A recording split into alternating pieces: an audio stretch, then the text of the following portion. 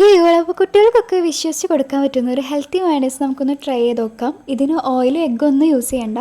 ഈ ഒരു മയണൈസ് ഉണ്ടാക്കാൻ വേണ്ടിയിട്ട് ഒരു പാക്കറ്റ് പാലെടുത്തിട്ടൊന്ന് ചൂടാക്കാൻ വെക്കാം. പാലൊരു മീഡിയം ഫ്ലെയിമിലൊന്ന് ചൂടാക്കാൻ വെക്കാം. ഇനി തിളച്ച് വരുന്ന ഒരു സ്റ്റേജ് ആകുമ്പോൾ നമുക്കിതിലേക്ക് ഒരു 2 ടീസ്പൂൺ വിനീഗർ ആഡ് ചെയ്ത് കൊടുക്കാം. വിനീഗർ അല്ലെങ്കിൽ ലൈം ജ്യൂസ് ആഡ് ചെയ്താലും മതി.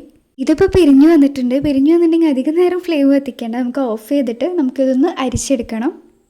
ഇതൊന്ന് ചൂടാറിയിട്ടുണ്ടെങ്കിൽ മിക്സിയുടെ ജാറിലേക്ക് നമുക്ക് മാറ്റി കൊടുക്കാം. ഏറ്റവും ചെറിയ ജാറായിരിക്കും കുറച്ചുകൂടി ബെറ്റർ. അതാകുമ്പോൾ സ്മൂത്തായിട്ട് നമുക്ക് അരച്ചെടുക്കാം. ഇനി ഇതിലേക്ക് നമുക്ക് പുളിക്ക് ആവശ്യത്തിന് നാരങ്ങനീരും അതുപോലെ ആവശ്യത്തിന് ഉപ്പും കൂടി ചേർത്തെടുക്കാം. കുറച്ച് സ്പൈസിന് വേണ്ടിയിട്ട് കുറച്ച് കുരുമുളക് പൊടി ആഡ് ചെയ്ത് കൊടുക്കാം. നമ്മളൊന്ന് ചെറുതായിട്ട് ചതച്ചിട്ടാണ് ആഡ് ചെയ്ത് കൊടുക്കുന്നത്. ഇനി ഒരു 2 അല്ലി വെളുത്തുള്ളി ചേർത്തെടുക്കാം. ചെറുതായിട്ടാണ് 2 എടുക്കുന്നത്, വലുതാണെങ്കിൽ 1 മതി.